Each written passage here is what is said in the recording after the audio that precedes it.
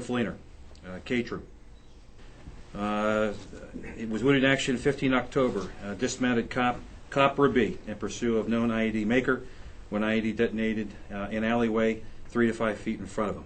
Incredible that you're still here as a result of that. I don't believe in PTSD at all. They say I have all the symptoms. I'm sure all my guys that are perfectly fine have all the symptoms. What's PTSD? It's just something to get out of the Army. I don't like explosions. I don't like loud noises. Maybe that's PTSD. But all my guys, I'm sure, don't like loud noises and explosions either. It's just what you bring back with the job, you know? So, I'm sure a fireman hates fire. The doctors say it's real, so it must be, right? Down on the firing line, and there's a guy next to me shooting, and a guy on the other side of me shooting. I'm listening to the rounds, and I can't concentrate on the target. I can't control my breathing, and then I start to get a little nervous, and then I start freaking out, and then I start crying, and I clear my weapon, put it down, and I have to walk off the line. I couldn't believe it. It was a shock. I was like, well, I can't believe I'm having this reaction, because I was not traumatized. I mean, I didn't think I was traumatized from it. An Iraqi officer said something like, "Oh, Lieutenant Morris, how are you doing?" And it's like, I lost one of my men the other night, and I'm not doing so great. Yeah, I could have died myself. And he said, it's written when you're going to die. God has written that day, and that He has other plans for you. And that was just something that I thought about a lot. That, you know, God has other plans for me.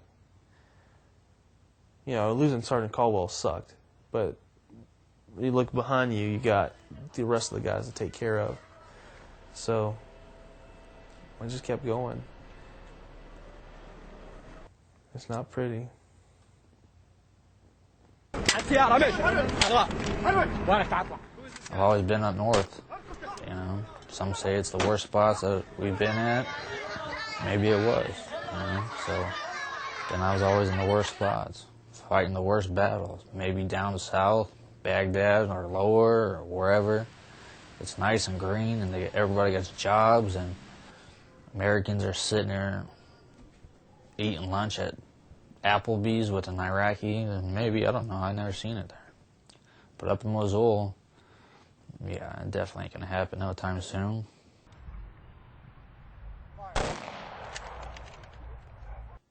For the people that we have lost, there's guilt.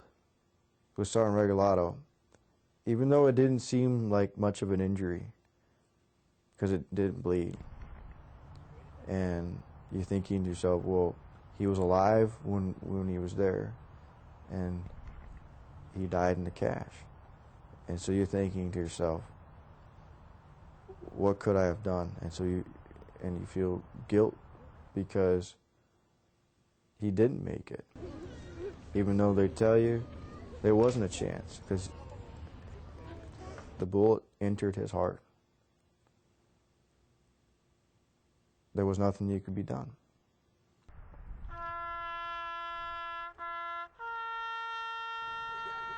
For Sergeant Caldwell, I moved on to Sergeant Flaying because as training says, for me to move on when my resources and my skills will benefit someone the most. And when I have no signs of life, I don't work on that person. I move on. And there was a lot of guilt with that, to have made that decision. You feel like you're doing something pretty cool, you know? You feel like you're experiencing something. This point in time in your life is the most danger you're ever going to be in. It's the most excitement you're ever going to be in. It's the closest to a Hollywood action movie you're ever going to be.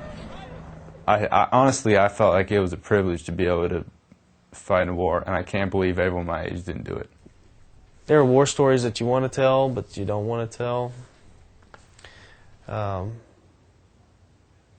It is what it is. And that's pretty much it.